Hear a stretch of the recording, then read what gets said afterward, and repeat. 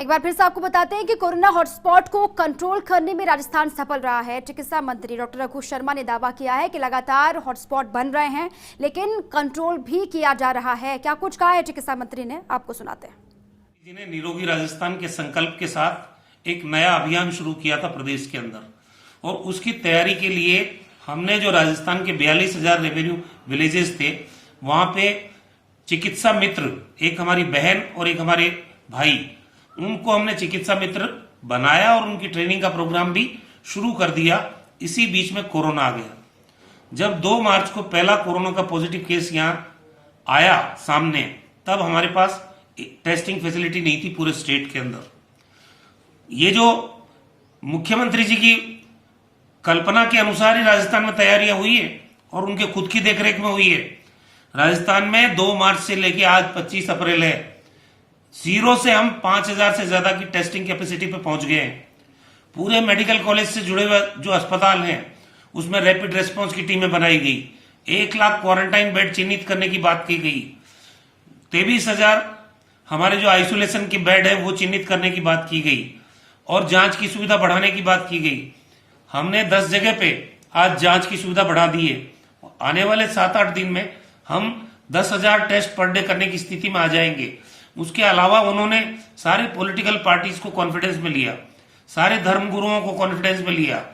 पहले हमने धारा 144 लगाई 20 लोगों के साथ, फिर लगा कि ये भी ठीक नहीं है, तो फिर धारा 144 लगी 5 लोगों के साथ। फिर हमने आधे सरकारी कर्मचारियों को घर पे रह के काम करने की बात की। 22 तारीख को राजस्थान पहला राज्य था पूरे देश में जिन्होंने लॉकडाउन की घोषणा की। ये मुख्यमंत्री जी के कदम थे।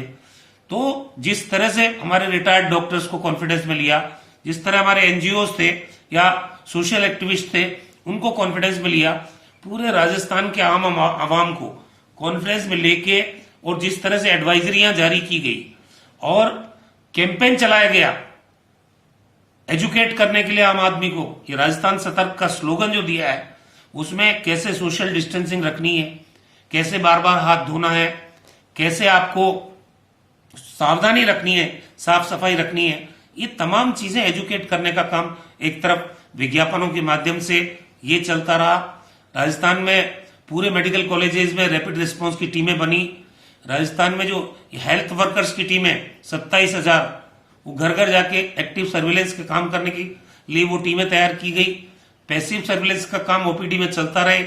हमने कोविड के 168 हॉस्पिटल सिर्फ इसके इलाज के लिए बनाए।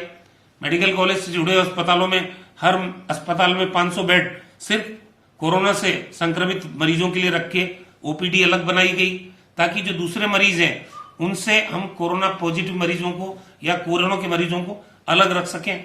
तो राजस्थान में जिस युद्ध स्तर पे एक एंटिसिपेशन के साथ भविष्य की कार्य योजना बनाई गई, उसी का परिणाम है कि आज सारी चीजें हमारे नियंत्रण में है।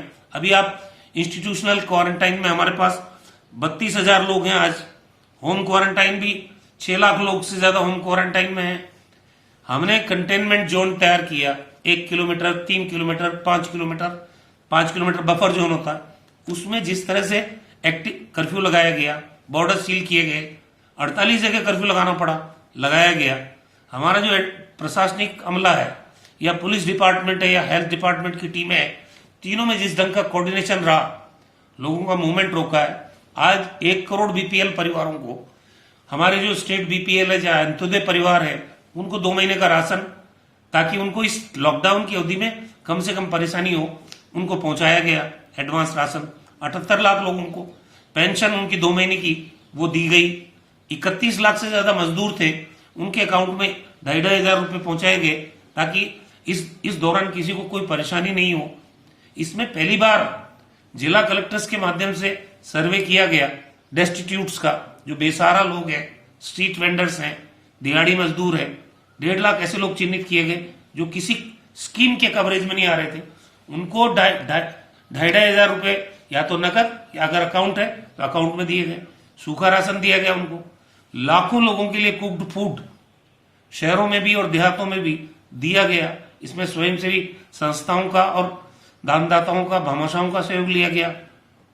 मुख्यमंत्री राज कोष की स्थापना की गई। इतने सारे कदम हर रोज 100 बार वीडियो कॉन्फ्रेंसिंग और मीटिंगें ले चुके हैं मुख्यमंत्री जी। हर रोज 2-3 मीटिंग करते हैं, पूरी चीज का खुद मॉनिटर करते हैं, रिव्यू तैयारियों का। आज उसी का परिणाम है कि राजस्थान सतर्क ही नहीं है। राजस्थान ने अपने लोगों को बचाया भी है।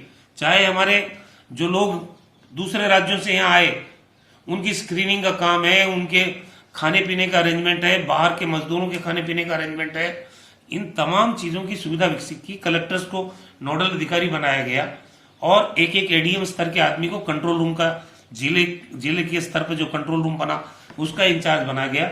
एसडीएम मुख्यालय पे एसडीएम लेवल पे एक कंट्रोल रूम बना है। हमने जो हेल्पलाइन दे रखी है वो 200 टेलीफोन की लाइन है, काम कर रही है।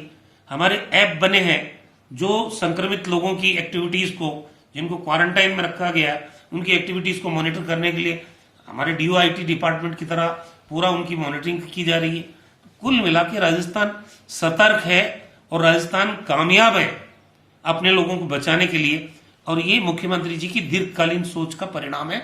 और जो उपाय वो अभी भी निरंतर कर रहे हैं, जहां कहीं भी विपत्ति आती है, हॉटस्पॉट बनता है, उसका अलग से प्लानिंग होता है।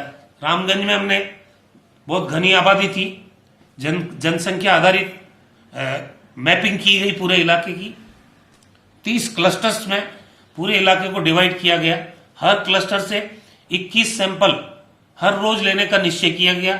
630 sample per day RTPCR test उनके किए गए।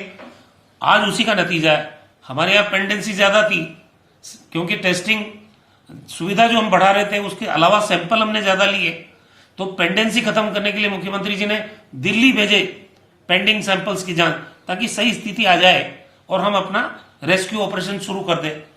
आप देखिए कि ये जो 2000 लोगों के पॉजिटिव केसेस के रूप में लोग सामने आए, तो 500 लोगों को ठीक भी कर दिया, 200 को घर भी भेज दिया।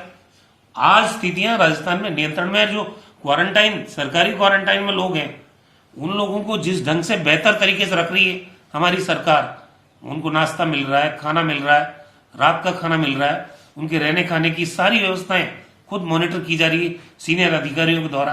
तो कुल मिला के राजस्थान में चाहे हमारा प्रशासनिक अमला हो, चाहे पुलिस डिपार्टमेंट हो, चाहे मेडिकल और हेल्थ डिपार्टमेंट की टीमें हो, सब बेहतर कोऑर्डिनेशन के साथ मुख्यमंत्री जी के नेतृत्व में शानदार तरीके से काम कर रहे हैं। इसी का परिणाम है कि राजस्थान आज बचा हुआ है।